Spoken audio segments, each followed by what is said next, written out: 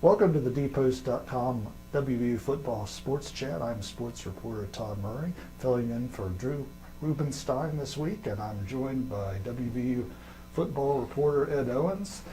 Ed, got a bye week for the Mountaineers this week. Obviously, a tough week coming off the loss to Kansas that knocked them out of bowl consideration, first losing season since 2001. Where is the focus for this team this week?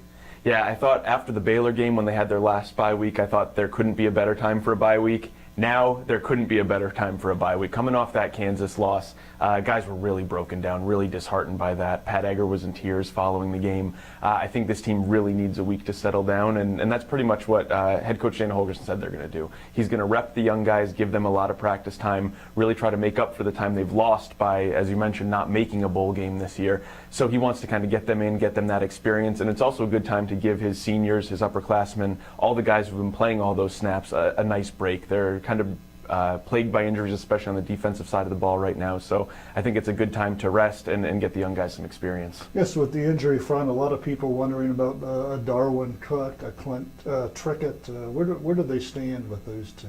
Yeah, Darwin Cook, as of earlier this week, Dana said that Cook is out. He injured his groin against Kansas. You saw it on one of those long touchdown runs by James Sims. Cook just pulled up lame and couldn't keep up with him. So Dana said if the game was this week, Darwin would be out. So they're hoping that they can get him some rest, get him back in. As far as Clint Trickett goes, Ford Childress on the quarterback front, Ford is making progress, but Dana said he's still injured and out. They're going to try to work him back in. As far as Trickett goes, he still hasn't been cleared from that concussion that he suffered a couple weeks ago. So you have to wonder if heading into this last game, if they're even going to risk injuring him further or just kind of take the season as a loss, take it for what it is, and keep him healthy.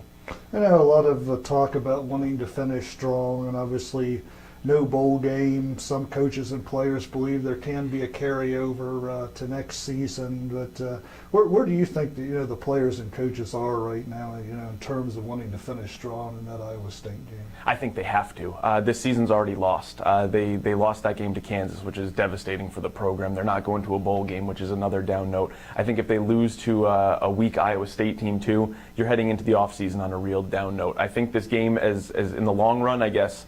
It doesn't really mean anything in terms of making this a winning season, calling this a successful season. Heading into next year, this game could mean a ton for WVU. I think these guys need to get their heads right. They need to show that they can improve, and I think they really do need to finish strong. They need it for the mentality of this team heading into the offseason.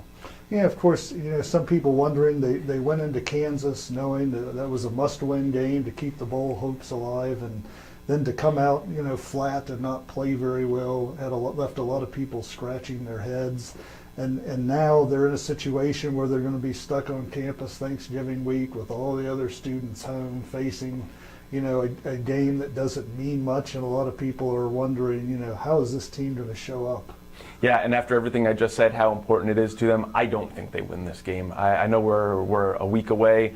They still have time to prepare, but looking at the way the team was mentally after that Kansas loss, even during that loss, they just weren't there. It seemed like they kind of gave up on it. Dana said this is the first time they've lost a game where he's really been disappointed with the team's effort. He said as unhappy as he is with the other losses, he said this one especially stung because they just didn't show it out there. So I don't know that they can get that back coming off that. They don't have the bowl game to look forward to. I think they're in trouble. The flip side of it, I think Iowa State is a team that's still pretty hungry. They've shown that in recent weeks. They've shown that they haven't given up. And I think WVU could be in trouble heading into this last one of the season. I know, obviously, Dana Holgorsen, a lot of people are pretty down on him right now. I mean, he said that he speaks with Oliver Luck, and they kind of feel like Luck is supporting him, and they're on the same page. Do you feel that there's a lot of pressure? Absolutely. I think there's no question there's a ton of pressure on Dana right now.